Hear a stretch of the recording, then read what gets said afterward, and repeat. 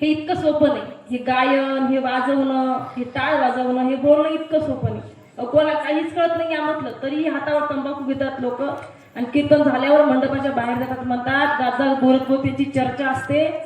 पाहिजे तेवढी रात्री चाल झाली नाही, मग तू येऊन मग एखादी काय बिघडलं. मग ताई आम्हाला कुठे येतं, मग येत नाही तर ऐकायचं म्हणाला नाही का. तुमच्याकडे परंपरा फार वेगळी आहे महाराज, खरं सांगू का, हे सगळं येत नाही शिकल्यावर.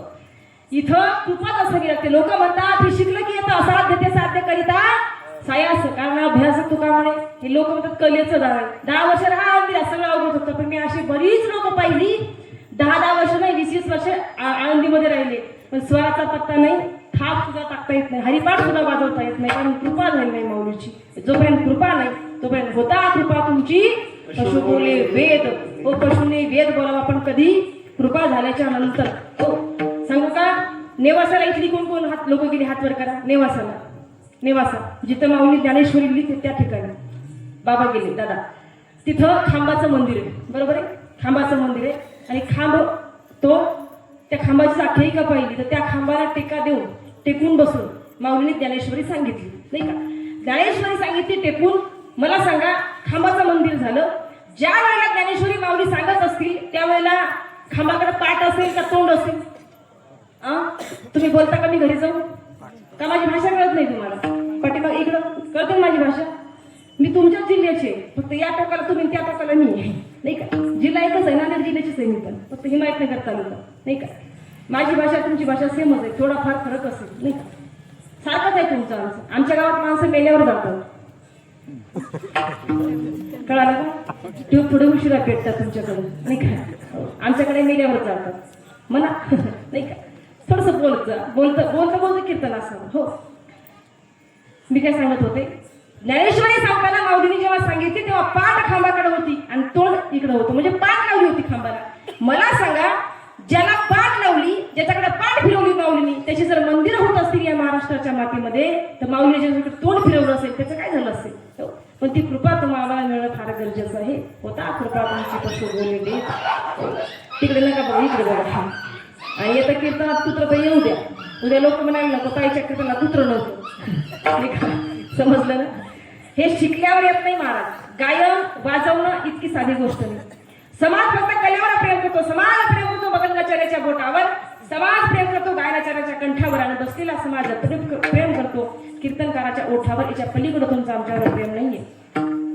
आम्ही बोलून प्रवास करतो, हे गायनातून प्रवास करतात, पण असे हजारो मृदंगाचार्य ज्यांचा प्रवास फक्त आणि फक्त बोटाने देवापर्यंत चाललाय. आपण तोंडाने बोलवावे आणि यांनी मृदंगातून वाजवावे. करायचा का प्रयत्न? करायचा का? काही करत नाही म्हणा. तुमच्याकडे दरवर्षी 5 सप्ताह का 7 सप्ताह होतात. किती होतात? मग बरेच कीर्तनकार तुम्ही वाटी लावली. वाटी म्हणजे बरेच कीर्तनकार ऐकून ऐकून बसले तुम्ही. ऐका. धागिन धा धा धागिन ताता, धागिन धा धा धागिन ताता, धा न धिगिर धाकड धिगिर कथा किती गण नगर नगर धा नगर नगर धा नगर नगर धा.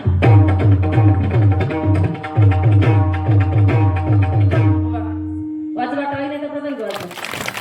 तुमचं तरी एक करा. बसल्या बसल्या तुमच्या थंडगार बसू नका. इतकं साधन इतकं सोपं नाही दादा ते. हो, कारण याला माऊलीची विशेष कृपा. तुमच्याच परभणी जिल्ह्यातच काल परवा 2-3 काय मृदंगाच्या जागेवर गतप्राण झाले महाराज. कीर्तन झाल्यावर दत्ता महाराज, माऊली महाराज आणि एक प्रसाद नाना म्हणून कोणीतरी होते सोबत नाही का. ती काही जण जागेवर. लोक म्हणतात फार हे सोपं आहे. काही सोपं नाही हो. खरं म्हणजे कीर्तन काय येईपर्यंत 10 फोन असतात लोकांचे. ताई निघालात का? ताई इथले सोडून जा. ताई आलात का? ताई कुठपर्यंत आलात? ताई तुम्ही राहणार का जाणार? ताई तुम्ही जेवणात काय जेवणार? पण ताई आल्या, कीर्तन केलं, निघून गेले. ताई गाडीत आहेत, ताई रस्त्याला आहेत का? ताईवर गाडी आहे कोणी बघत नाही. कळतं ना माझं बोलणं? का सांगते मी सगळं काम? थोडी स्तुती म्हणून टाळी. विठ्ठल विठ्ठल.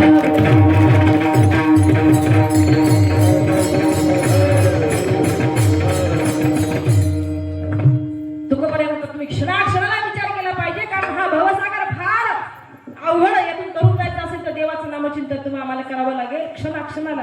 आज करू, उद्या करू, उद्या करू हे जमणार नाही.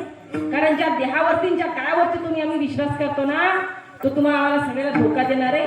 हो, कवी म्हणतो, तुम्ही ज्या असण्यावर, तुम्ही ज्या असण्यावर, तुम्ही ज्या सौंदर्यावर, तुम्ही ज्या खुर्चीवर, सत्तेवर, पदावर गरबा करताना तो एक दिवस तुम्हाला धोका देणार आहे. तो म्हणतो कि इतना मजबूर हो जाएगा तू, इतना मासूम हो जाएगा तू, ये जो मखमल का चोला है तेरा.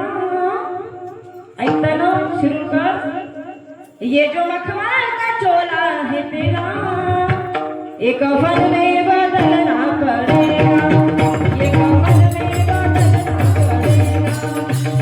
मौत जब तुझको आवाज देगी, मौत जब तुझको आवाज देगी, घर से बाहर निकलना पड़ेगा. मौत जब तुझको आवाज देगी, घर से बाहर निकलना पड़ेगा. घर से बाहर निकलना पड़ेगा. घर से बाहर निकलना पड़ेगा.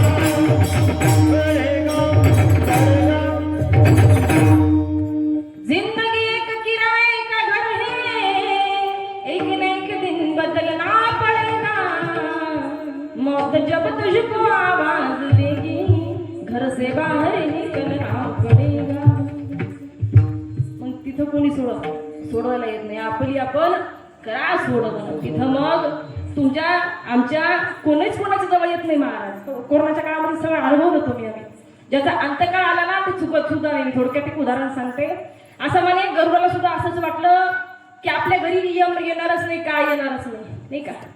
एक दिवस यमराजाची गरुडाची आई आजारी पडली आणि गरुडाची आई आजारी पडल्याच्या नंतर सगळे भेटायला चांगले, कारण गरुड म्हणजे विठ्ठलाचा वाहन. आणि चांगल्याच्या घरी सगळे चांगलेच लोक, राजकारणी लोकांच्या घरी सगळे आमदार खासदार, शिक्षकाच्या घरी सगळे लेक्चर प्राध्यापक शिक्षक नाही का, सेवक. एखादा दारुड्याच्या घरी बिमार पडलं, दारुड्याचं बार मध्ये जात नसेल तर अगोदर ते बारचे मालक येतात. काय जर आपले गिराईक काय येत नाही. हे सगळं कुठं चाललंय? हे सगळं जे विठ्ठल